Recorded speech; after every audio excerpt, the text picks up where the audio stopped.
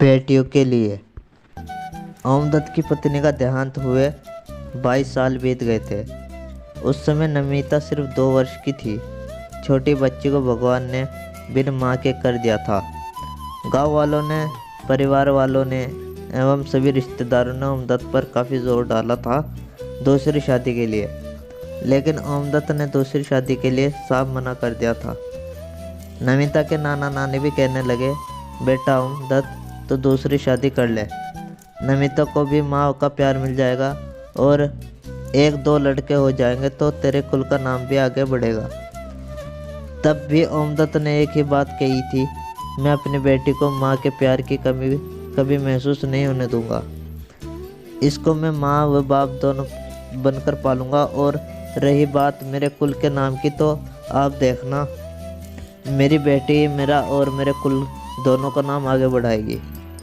ओमदत्त गांव में रहने वाला सचित्र, खुले दिमाग वाला ब्राह्मण परिवार का युवा था। स्नातक तक पढ़ाई करने के बाद भी गांव में अपनी कृषि भूमि पर ही मेहनत से फसल उगाता था। पढ़ा लिखा होने के कारण उसका खेती करने का तरीका और रहन सहन सबसे अलग था।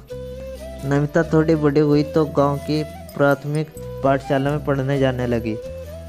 पढ़ाई में शुरू से ही नमिता मेधावी थी, अतः अपनी प्रत्येक कक्षा को प्रथम स्थान लेकर उत्तीर्ण होती रही।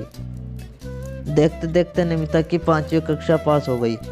गांव में तो बस 5वीं कक्षा तक ही स्कूल था, अतः बाकी लड़कियों ने 5वीं उत्तीर्ण करने के बाद पढ़ाई छोड़ दी और घर के कामकाज में हाथ बटाने लगे। 5वीं के बाद 8वीं कक्षा तक का एक स्कूल गांव से 3 किलोमीटर दूर था। गांव के लड़कों ने उसे स्कूल में दाखिला ले लिया और प्रतिदिन पैदल ही आने जाने लगे।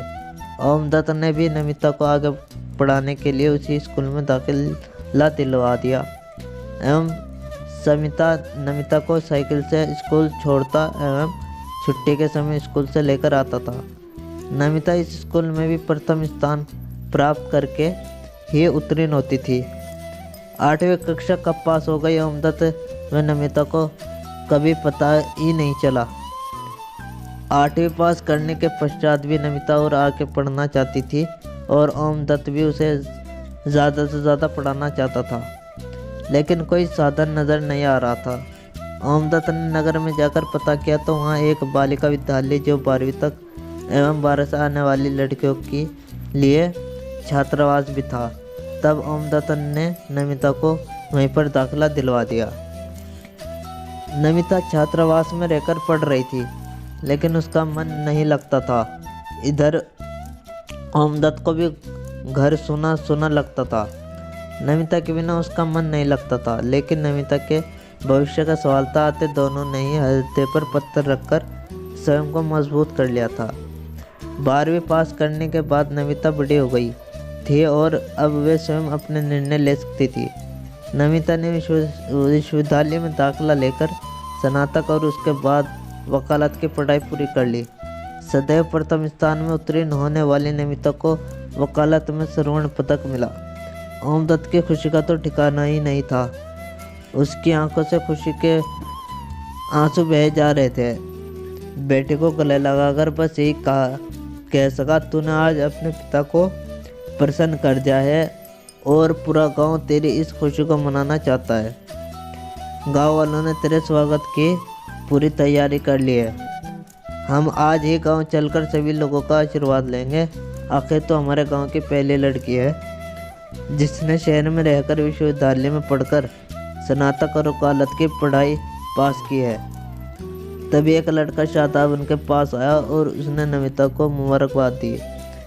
नमिता ने शादाब का परिचय अपने पिताजी से कराया और शादाब से कहा, ये मेरे पिताजी हैं, मेरे आदर्श हैं और हाँ, मेरी माँ भी है।